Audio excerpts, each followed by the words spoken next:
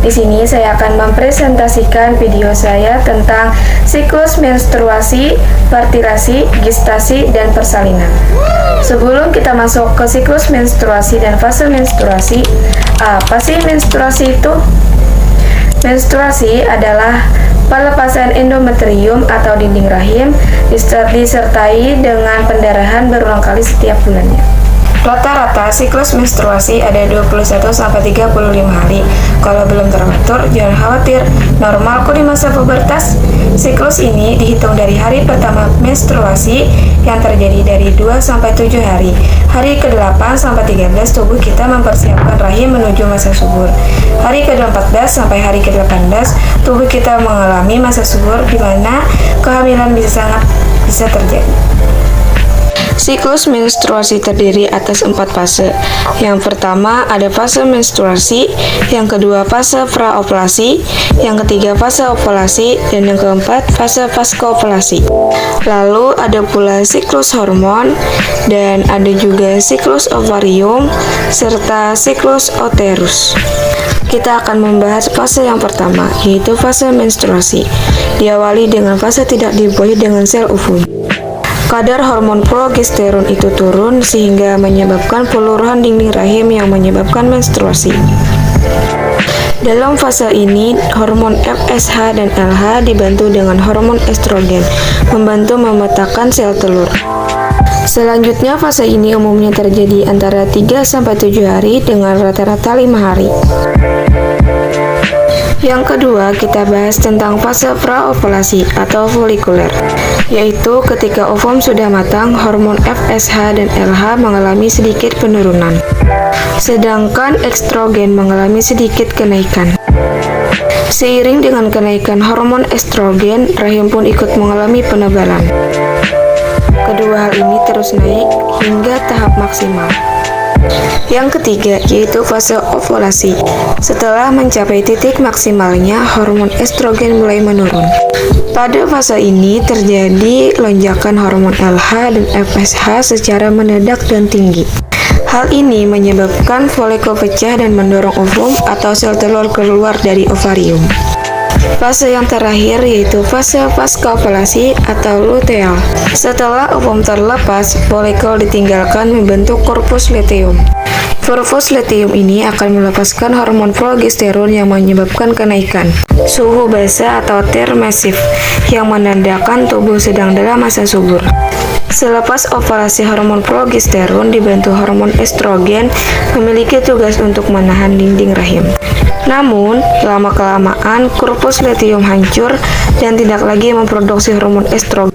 Hal ini menyebabkan endometrium mulai luruh dan terjadilah menstruasi selanjutnya. Nah, di video sebelumnya kalian sudah melihatkan bagaimana siklus menstruasi dan fase menstruasi. Sekarang kita lanjut ke fertilisasi, gestasi, dan persalinan. Bagaimana proses fertilisasi dapat terjadi pada tubuh manusia? Ovum memerlukan waktu 4-5 hari untuk mencapai rahim, tetapi hanya dapat dibuahi paling baik pada 6-12 jam pertama. Jika sel telur pada ovarium telah masak, akan dilepaskan dari ovarium. Pelepasan telur dari ovarium disebut ovulasi. Setelah ovulasi, sel telur ditangkap oleh infundibulim dan segera menuju ke tuba Volvi.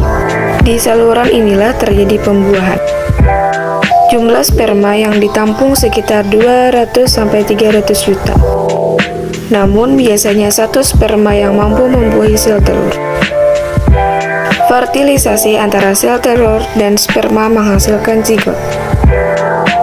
Pada hari keempat, zigot sudah menjadi segumpal sel atau morula.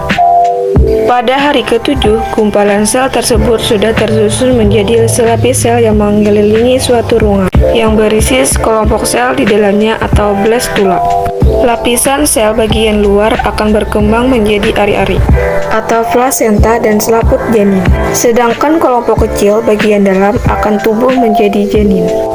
Zigot akan terus bergerak dari saluran telur ke uterus. Sejalan dengan waktu, zigot mengalami pembelahan sel setelah sampai di rahim. Gumpalan sel tersebut akan melekat pada selaput lendir rahim dan memulai membenamkan dirinya dalam selaput lendir atau nidasi.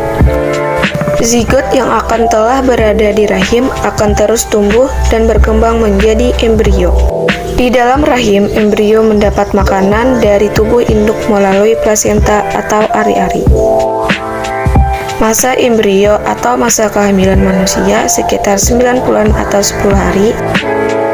Bila bayi sudah siap dilahirkan, otot-otot pada rahim berkontraksi secara teratur dan mendorong bayi keluar dari rahim melalui vagina. Embrio di dalam rahim dilindungi selaput pembungkus yaitu amnion, korion, kantong kuning telur atau saccus volitinus, dan allantois. 1. Amnion merupakan membran yang langsung melingkupi embrio dalam satu ruang yang berisi cairan amnion atau ketuban. 2. Korion merupakan membran terluar yang melingkupi embrio korion membentuk filikorion atau jonjon.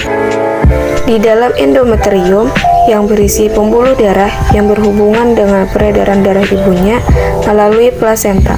Jadi, plasenta merupakan penghubung antara embrio dan jaringan ibunya, di mana plasenta mampu mengalirkan oksigen dan zat-zat makanan dari ibu ke embrio, serta mengalirkan sisa-sisa metabolisme dari embrio ke peredaran darah ibunya.